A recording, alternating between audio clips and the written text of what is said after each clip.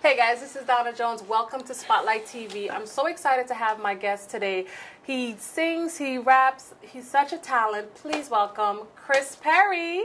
How's it going? What's going on? It's going good. Okay, Chris, first, seriously, let me just say, once I announced you were going to be on the show, like, what's up with your Twitter? Like, Twitter just went crazy, and I've been getting retweets and people just so excited for you to come to DC. How does that feel, like, just for that support from your fans? Because you got a lot of them. It's actually awesome to know that so many people support me, and I'm not, you know, I'm kind of up and coming, and to have so many fans and people that appreciate me for what I do, it means a lot. So do you feel like it kind of gives you a glimpse into where you want to go, and you know, because once you really step into that limelight and being, you know, famous and being in front of so many people and everyone, you know, now you have a microscope over you and everyone's looking at what you're doing, what you're saying, what you're tweeting. How does that make you feel? Like, do you think you're ready? Yeah, I think I've been ready for a while now. I mean, like, it doesn't intimidate me by any means, and I just appreciate it. It means a lot. It lets me know that my hard work is paying off, and that everything I'm doing has a meaning behind it. You know, you need supporters.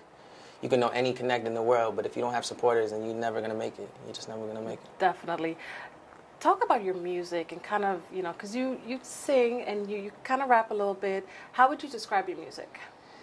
You know, I make that baby making music. Okay, I like that. I love R&B. Like, Michael Jackson is one of my inspirations growing up. And I just like the love songs, the songs that you can vibe to and dance to.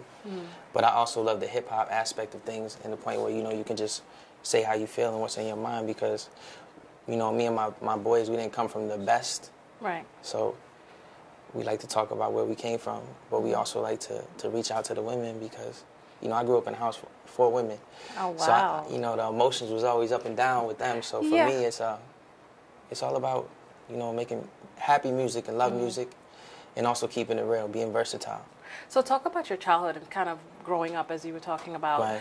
How was that for you? I mean, did you know at a young age, like, okay, this is what I want to do? Man, I love music. In high school, I used to sing in the hallways and rap in the hallways, and oh, wow. You know, I was always late to class, and the teachers didn't like it too much. But the ladies liked it. You know, that's just what I love to do. Like, I was never, like, I graduated college, but for me, like, college was never for me. Like, my father was in the military, so he wanted me to graduate college, and he wanted me to continue on with school. But it's just not for me. You know, music is in my heart. This is what I love to do. The time flies when I do music. And that's for you. That was your calling from the beginning. Absolutely, that's what I feel. Really? I would hope so. You know, God might have another calling for me down the line, but right now I feel like it's music. So tell me about your project and what you're working on now. I shot a video a couple of years ago, Differences. And I let my new manager hear the video, and he loved it so much that we actually reshot the video. Oh, wow. And we reshot it, we gave it a whole new look, and we actually put a lot of money behind it to promote it, and that one's going to be airing on MTV, VH1, and nice. Yeah, we're going to get, like, we're just really putting a lot of promotion behind it. And after that, we're going to drop an EP called No More Patience. So when you started this journey, I know for a lot of artists, it's hard because you go through the struggle. You go through the no's before you get the yeses. How has that been for you? I mean, and kind of, I guess, talk about just, like you said, that struggle coming from, you know, nothing to where you are now. I mean, to be an artist, you have to be confident and somewhat cocky about your work. So, because there's going to be a lot of people that don't agree with what you do and that turn you down.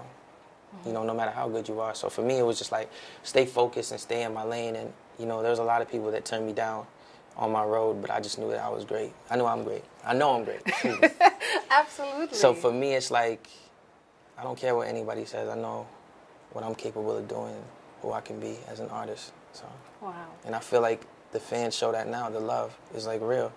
So if I wasn't that good, why would I have so many fans that love and support me? And I appreciate it every day, and it means a lot to me. Because you definitely do, and, you know, not just female, but male fans as well that love your music.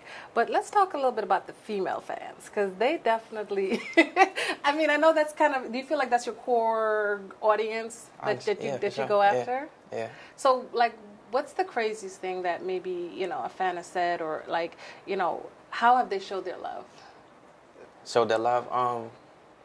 Because I mean, like I said, on Twitter, I've had some literally, crazy experiences. it's been crazy. Believe it or not, like a couple of females got loyalty is everything tattooed on them, and that's wow. like that's my brand. Yeah. So that was pretty cool. God, I don't know if it was crazy, but it's cool. No, that's definitely that's loyalty. Yeah, but just all types of support, just rocking the clothes, and just driving all the way to see my shows from L.A. and Florida, taking planes. Like, to me, like that's crazy. So talk a little bit about your brand, and you know, for people that don't know everything that you incorporate, kind of break that down in what you do. All right. Well, my label is Loyalty Conquers Everything Entertainment, and it basically represents loyalty because that's what I live off of. And that's what I represent. Is just like I want to build a brand around fashion because GQ represents fashion, and I want people to be able to get fly, or even if you're hood, be hood fly. You know. Okay.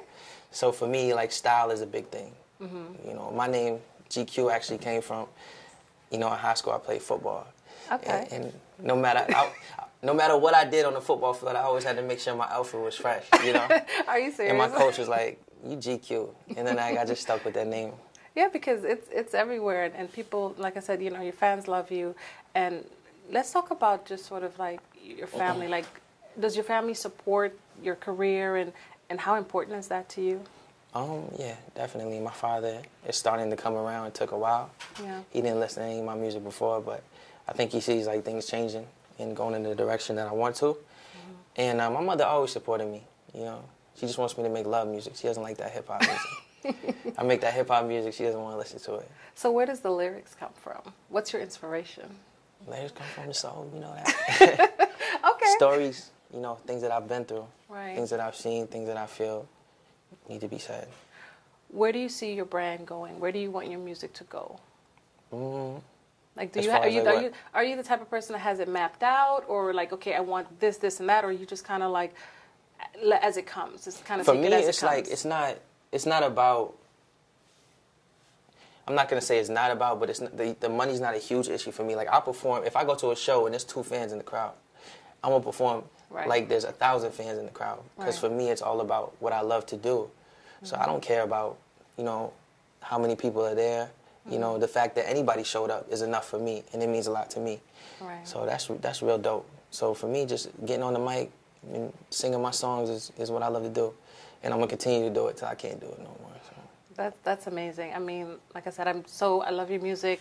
When I first reached out to you on Twitter, I was just like, I just felt like one thing that's big for me is really being able to bring artists on a show that are up and coming, that are definitely have the fan base that is working. You know what I mean? And that to me is important because you can say you rap and you can say you sing or whatever, but you see the work. Like they say, you get out of the game what you put into it. And that struggle to kind of start from nowhere and bring yourself up and be creative and be an artist, how do you express yourself, or how do you want people to see you as an artist? How do I want people to see me as an artist? Like, what do you want them to get out of your music?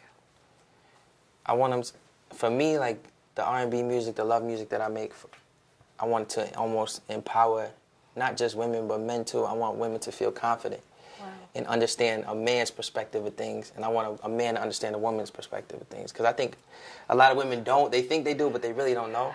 That's true. That's definitely true. And the harsh truth can be hard. So you have to do it in music and with a nice voice where you can soothe the melody out. So hopefully they'll get the picture a little bit better. Of honey with the vinegar. Yeah, there you go. See?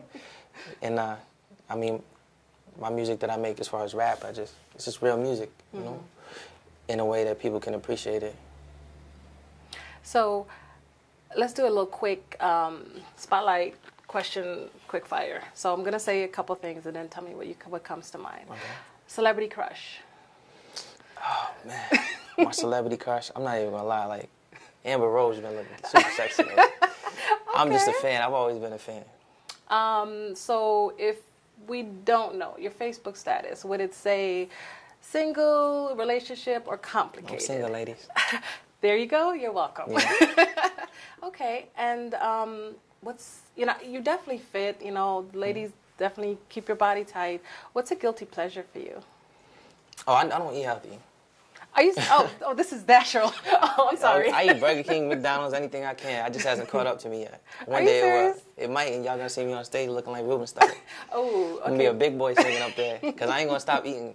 And speaking of, so you don't work out, you don't... Oh, yeah, I work out all the time, yeah. Okay. But I think that's what keeps the metabolism fast, is the fact that I work out all the time. And speaking of working out, could we see the famous abs? Could we get a little You wanna peek? see 'em? Can I get a little peek? Oh, yeah. I Ladies, you can thank me later. Nice. You're crazy. But, I mean, because every picture I've seen on Twitter is like, you know, Yeah, you you gotta definitely keep them don't... abs, right? You're not shy about showing your body. No. I give them what they want.